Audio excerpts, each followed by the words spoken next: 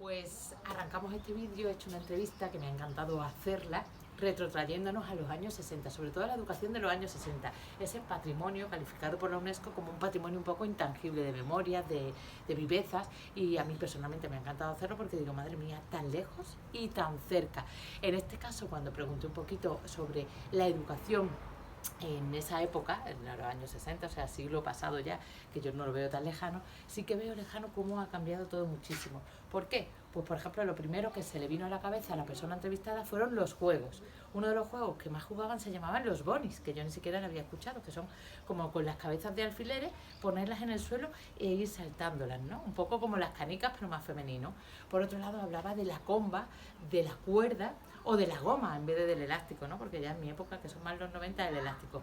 Juegos que creo que hoy por hoy han desaparecido, o por lo menos yo los veo poco, y eso que no hace tanto, porque tampoco ha pasado tantos juegos, que en esta persona entrevistada lo que se le venía a la cabeza sobre todo era la relación de equipo, de jugar, de tocar, de sentir, de saltar, de utilizar el cuerpo, de moverte, etc. Por otro lado, también, y en cuanto a la educación, hablando de patrimonio, sí que ha cambiado muchísimo. Yo creo que también, en opinión personal, algo a mucho mejor. Esta persona entrevistada recordaba esa parte como que todo lo que decía el maestro o la maestra iba a misa, o sea, no había plan B. Por otro lado, recordaba como si sacaban malas notas, te ponían un cartelito en la espalda y te hacían recorrerte todo el recreo con ese cartelito en la espalda diciendo que eres mala estudiante. O, por ejemplo, castigarte de rodillas en la esquina de la clase y también con libros en la cabeza manteniendo el equilibrio. Eso creo que hemos avanzado bastante dentro de la educación y también me encanta y me parece muy interesante poder compartirlo para creo no repetirlo, ¿no? Creo que la educación en ese aspecto ha pasado quizá al lado contrario. Por otro lado, además, retrotrayéndose en su memoria, ha recordado cómo a los 9 años daban la asignatura de políticas, algo que ha cambiado muchísimo porque el currículum en sí ha cambiado. Sin embargo, me decía esta persona entrevistada que era una asignatura muy bonita porque te hacía meterte, bueno, pues en la sociedad de ese momento, ¿no?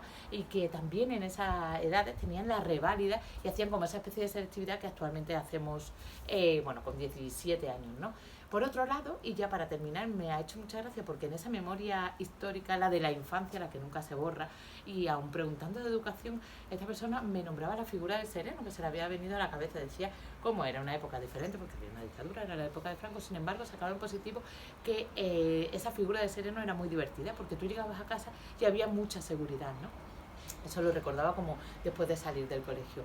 En resumidas cuentas, el patrimonio este intangible del que hablamos es maravilloso, creo que es súper bonito poder compartirlo y sobre todo como hace no tanto tiempo se jugaba de una manera totalmente diferente o se educaba o se daban clases de una manera muy diferente y en cambio todo ha cambiado mucho, ¿no? Como ese artículo que decía que la educación parece que nunca cambia, sin embargo, si retrotraemos, ha cambiado muchísimo. Lo que pasa es que no nos damos cuenta porque creo que está en continuo movimiento. Y creo que hasta aquí mi entrevista a través de la memoria y como la infancia creo que podemos no acordarnos de algo que hicimos ayer, sin embargo cuando uno pregunta sobre su infancia o la educación creo que no hay nadie que no lo recuerde, por lo tanto tenemos en nuestras manos muchísimo poder los que nos vamos a dedicar a esto de la educación.